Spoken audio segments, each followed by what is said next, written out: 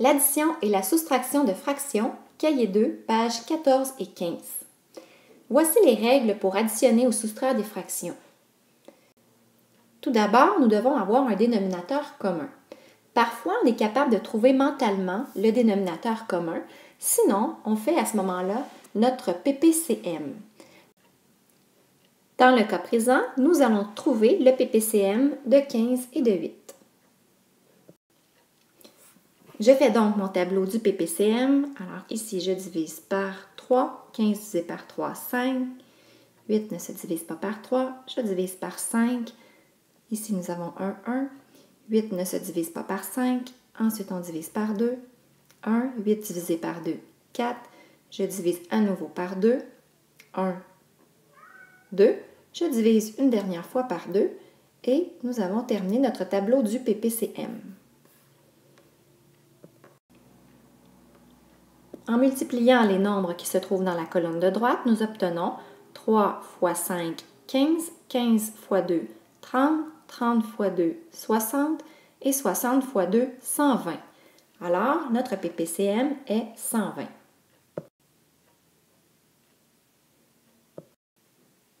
Maintenant que j'ai trouvé le dénominateur commun, il me reste à former des fractions équivalentes ayant ce dénominateur-là. 15 fois quoi donne 120? 15 fois 8, je vais donc multiplier mon numérateur par 8. J'ai donc 32 120e. Je vais faire la même chose avec la deuxième fraction. 8 fois quel nombre donne 120? 8 fois 15, alors je multiplie le numérateur par 15, ce qui donne 45. Maintenant, il me reste tout simplement à additionner mes deux fractions. Lorsqu'on additionne des fractions, et ce sera la même chose pour la soustraction, nous allons additionner seulement les numérateurs ensemble. Ici, nous avons 32 plus 45 donne 77, mais le dénominateur reste le même. Donc, 4 quinzièmes plus 3 huitièmes donne 77 120e. Si la fraction peut se réduire, nous allons la réduire à sa plus simple expression, de sorte que notre réponse sera une fraction irréductible. Mais dans le cas présent, 77 120e est déjà irréductible. Voyons maintenant une soustraction. Ici, nous avons moins 2 neuvièmes, moins 4 cinquièmes. Je vous rappelle que pour additionner ou soustraire des fractions, nous devons avoir un dénominateur commun. Dans ce cas-ci, nous pouvons trouver mentalement le dénominateur. Il s'agit de 45, étant donné que 45 se divise par 9 et par 5. Mais si nous ne le trouvons pas, nous allons faire notre PPCM. Je mets donc mes deux fractions sur 45. Toujours le même principe, on se pose la question, 9 fois quel nombre donne 45?